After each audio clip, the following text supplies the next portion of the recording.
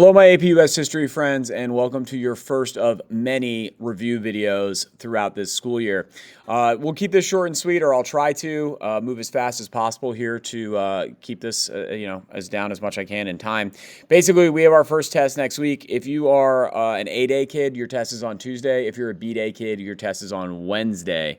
You can look at this as a good review tool. Heimler's History, Unit 1 and Unit 2 recaps would be good, and checking out the summer work, which obviously is still linked. You should still have links to. You could check that out too to help you out. But this video would probably be the best thing for you to look at. Anyways, Unit 1 and 2. We already established how the Native Americans crossed the land bridge into North America about 12,000 to 10,000 years ago and populated the entire continent. From there, it's all the way until 1492, where Christopher Columbus is going to sail the ocean blue. That is going to start APUS history for us. Except we start a little before that in 1491, so we hit the fact that the Native American societies existed for a long time and had complex developed societies in North America beforehand.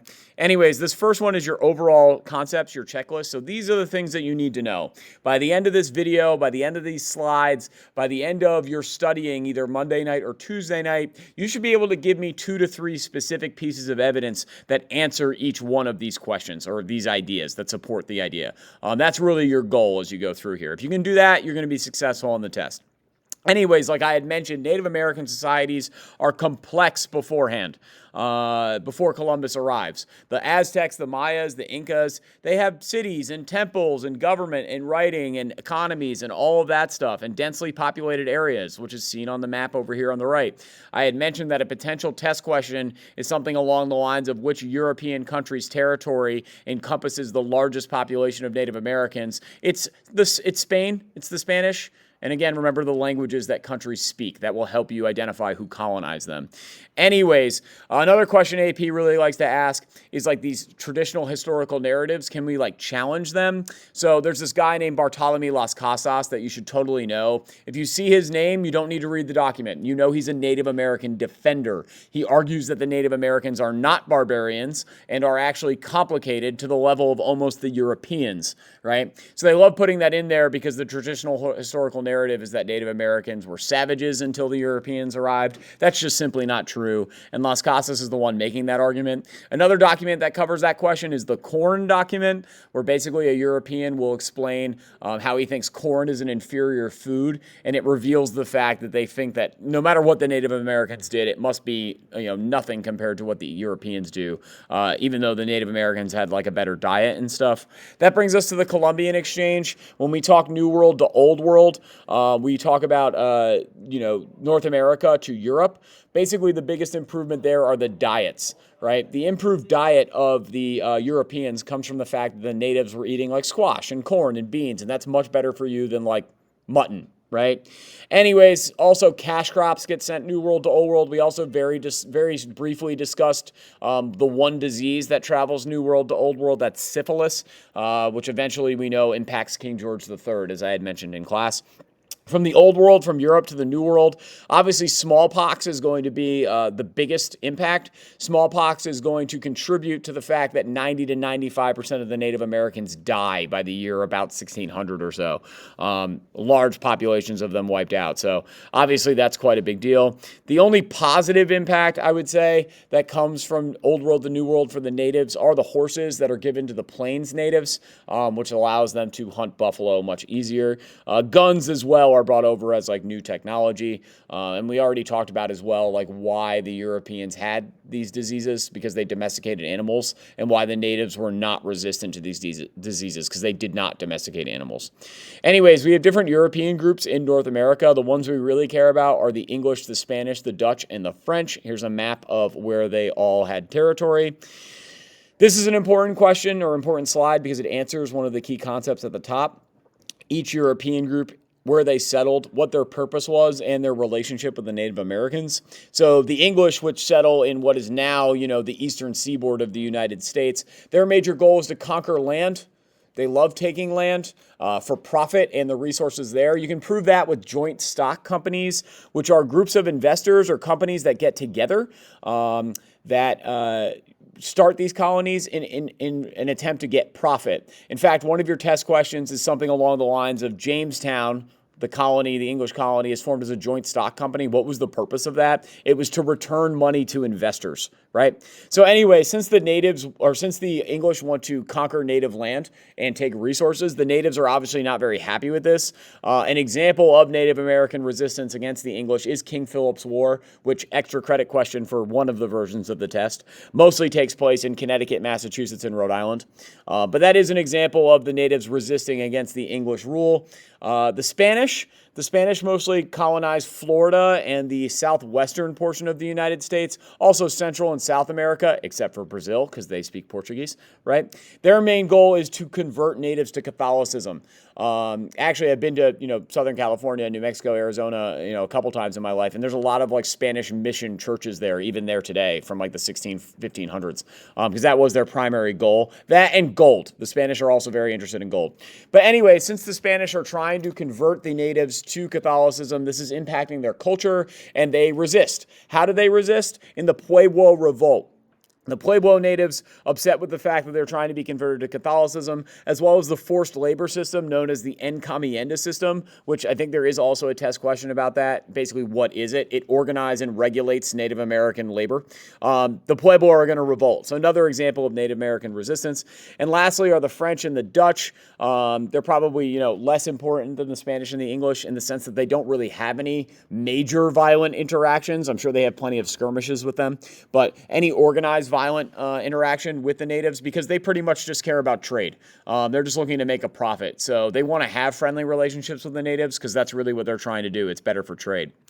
Anyways, the next slide shows you an image from the encomienda system, which leads to the Pueblo Revolt. You can see the image there, and basically what that is showing is that organized labor, Spanish influence is spreading. Is like the answer on the test. The influence of the Spanish is spreading because the Native Americans would have never had organized labor like this to produce goods, but the Spanish are obviously teaching them to do that, and this is the forced labor system, again, known as the encomienda system, that leads to the Pueblo Revolt. And on the right is just a map of King Philip's War. You should be familiar with some of the Native American tribes because a lot of the things around you are named for them. Again, like the Mohegan and the Quinnipiac and things like that, right? Anyways, triangular trade, star, exclamation point, definitely need to know. The image on the next slide is that. But before we get to triangular trade, we talk about mercantilism. Mercantilism, again, is the practice of the mother country or the big and powerful strong country establishing colonies, but then controlling the trade of those colonies. So we use the example that the United States could not just trade their tobacco to India for spices. They had to go through England first. And England would always take a cut of the profit, and that really annoyed us. This is going to be one of the bigger causes of the American Revolution in Unit 3. You're going to eventually have to trace themes through time. So a theme would be like economic control, right? And that follows in Unit 1 and 2. The establishment of mercantilism continues into Unit 3, the start of the American Revolution. So that would be a good example for that. But we know triangular trade, it's shape of a triangle, North America, Europe, and Africa. Unfortunately and sadly and disgustingly, Africa is forced into the slave trade. We already did a little rant on that and how slavery is an abomination. The raw materials being taken from North America are sent to England because at this point they have all the factories and they can manufacture goods. So they then, sell them back to their North American colonies for even more money, which is going to, again, annoy us. The economics is really a major cause of why we have a bad relationship with England around the Revolution. Anyways, eventually the U.S. develops those factories and we become an economic powerhouse. Not only do we have great rivers connecting the whole country together, which is great for trade, but we eventually have these little streams, which is great for generating power to run factories, mostly in New England. Anyways, another major thing is the Enlightenment versus the Great Awakening. Remember, if they ask you a question about a development or reflex, they're looking for the overall concept of the unit. So in this case, the overall concept is the Enlightenment, which is a major change in the way that people are going to think. They take a scientific rationalist approach, basically a logic approach. Right? Ism, the belief in, rational, logic, the belief in using logic, right? And asking questions like, wait, so why do we have a king again, right? And wait, why do people keep getting sick? It's not because God is mad at them. It's because we, again, haven't figured out to separate the drinking water from the going to the bathroom water. And that's going to lead to cholera, and that's going to lead to a whole bunch of other diseases. That's, obviously not good, leads to plagues. But anyways, the response, because of this major change in the way people think, we established this principle as well, that when we do have major changes in society, Americans typically go back to God. They do that in the Second Great Awakening. Right? Or sorry, the First Great Awakening, not the second. We'll eventually get to the second. The First Great Awakening is caused by the Enlightenment. It's caused by the Enlightenment, right? We broke down this question from Ann Hutchinson. Again, this is an example of a question that uses the word developments. So they're looking for the overall trend in the unit. So if you just read this surface level, you would probably put B because it's about educating women. But the actual answer is A, because Ann Hutchinson is challenging the authority at the time, which is the Puritan Church, by saying that women, oh my God, can you believe it? Women can teach God too? What a radical idea, Mr. Williams said sarcastically, right? Yeah, she's getting in trouble for that, if you can believe it. Anyways, sort of the head of the First Great Awakening in the United States is a man named George Whitefield, right? Whitefield, again, if you see his name, you can skip the document because you'll know that he's trying to get people back to God in the First Great Awakening. I would know some of these Enlightenment texts. These are your extra credit questions. This is why you're asking the video. I can guarantee on both versions of the test, there is going to be a question about like what math branch did Isaac Newton form? Calculus, right? What document written by John Locke establishes like American principles? It's the Second Treatise of Government. What document establishes capitalism? It's Wealth of Nations by Adam Smith. And this political cartoon here does a good job of explaining the First Great Awakening versus the Enlightenment, because you have the angel and devil on George Whitefield's shoulder, and you have all these people here either listening to him or trying to figure out science in the background. Anyways, Bacon Rebellion. If I had to give you two examples, specific examples of how the Enlightenment impacts North America in this time period, it's Ann Hutchinson questioning the Puritan Church and Nathaniel Bacon in Bacon's Rebellion against the House of Burgesses in Virginia, where essentially Nathaniel Bacon, who's a rich guy, is going to gather together all of the poorer class of Virginia, mostly the indentured servants, and have a rebellion against the government of Virginia. This also reveals class issues. This is also a test question. Right? This one here, Bacon's Rebellion, reveals what about early colonial society? It's like the difference between wealthy merchants on the coast and poor farmers or indentured servants. So that's one of the other things that it does. But most importantly, Bacon's Rebellion not only shows Enlightenment thinking, not only shows class divisions, but it ends the practice of indentured servitude, which is important for our formula for how we get to the slave trade, right? Anyways, really quick look at the economies of the colonies. It's important to know because their geography determines economy. Geography determines economy. New England has a lot of waterways and ports, so they do a lot of shipping and fishing. The Mid-Atlantic region has a combination of agriculture because they have some fertile soil as well as some waterways. And the South is very agriculture-based. This also means that the people are very much spread out. Sorry, I had to pause there because the bell rang. Anyways, the southern colonies are much more spread out because of their plantations and such, meaning that they eventually, they're a least religious group because you don't have groups of people to get together to then form churches. They also eventually is the reason why the South leans more conservative today, because Republicans, or the conservative side of the political spectrum, argues for lower government, less government interaction. Well, you don't really need government when your closest neighbor is 20 miles away. Right? But you do need government when you lived in a condensed city like, I don't know, New York or Boston that vote very liberal, because you need government, you need police, you need fire, you need, roads paved and everything, because you're sharing a city with 1 million people. So of course you're going to vote for more government. You need more government, right? It's funny how, recording video. Sorry, I got interrupted. But anyways, you're going to see that spread out really impact as time goes on, like why that is important. The more spread out you are, the less government you need. The more closely, densely populated you are, the more government you need.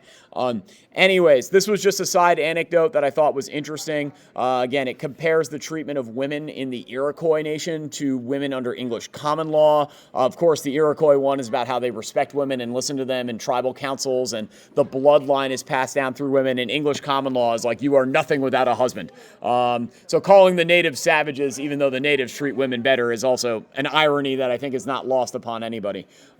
Then lastly, last slide, and last thing you're going to need to know for your test is the rise of slavery. We already said we combined some things together here to get to the slave trade. So since the South has such great agricultural fertile land, they need labor-intensive. They have labor-intensive crops to make money. They need labor to work those plantations and those farms. So where do you go for labor? You start with the Native Americans. No, wait, you can't because they're all dead from smallpox, so you can't use them as a labor source. You go to the indentured servants. Can't use them either because Bacon's rebellion. So what do you go to? The start of the slave trade. The start of the slave trade. Last thing that might be a good test question is the difference between Caribbean slavery and Southern U.S. slavery. Mostly the Caribbean slavery deals with sugarcane. They work 365 days a year in 90-degree heat all the time, right? So the death rate of slavery in the Caribbean is much higher than the death rate in the U.S. Southern. Slavery is still an abomination. It's terrible for everybody. But the life expectancy of a Caribbean slave is much shorter than the life expectancy of a Southern U.S. slave. Anyways, please email me if you have any questions. Good luck on your first test. Email me again if you need anything, and hopefully this helps. See you later.